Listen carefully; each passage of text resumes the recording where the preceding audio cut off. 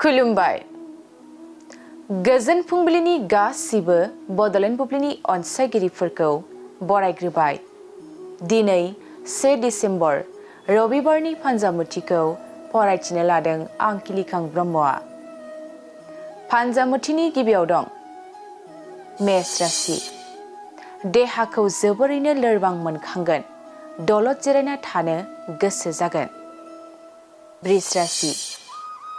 माबा मोनसे मुवाखौ नुनानै मोननो लुबैगोन, गोसोखौ उसुखुथु मोनबाय थागोन। मिथुन राशि।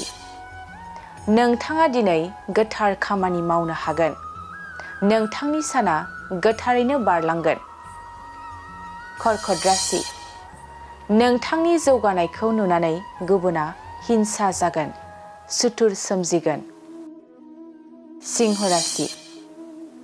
आद्रा थानाय खामानिफोरखौ मावफुंनो हानाय नङा, गोसोखौ असान्थि मोनबाय थागोन। कन्या राशि।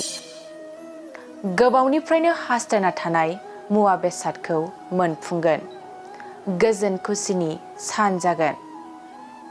तुला राशि। नोंथांनि अहंकारनि जाहोनाव रांखावरि खहा जागोन, गोबां जारलायाव गोग्लैनांगोन। वृश्चिक राशि।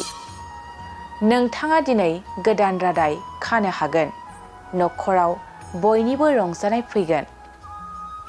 धनु राशि। हरखाबै बेमार आजार सोमजिगोन, देहाखौ जोबोरैनो खस्थ' मोनगोन, मोजां फाहामथाय लानांगोन।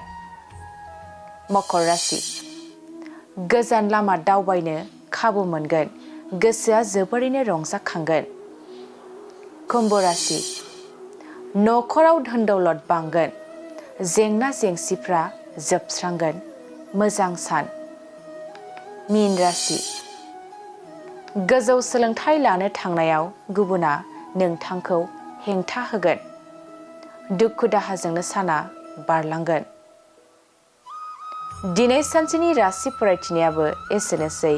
आसा खालामो नोंथांनि दिनैनि साना मोजाङै मोजां थांगोन, बेखौ बड'लेण्ड बुब्लि नखरनिफ्राय मिजिंथिबाय। गोजोन्थों।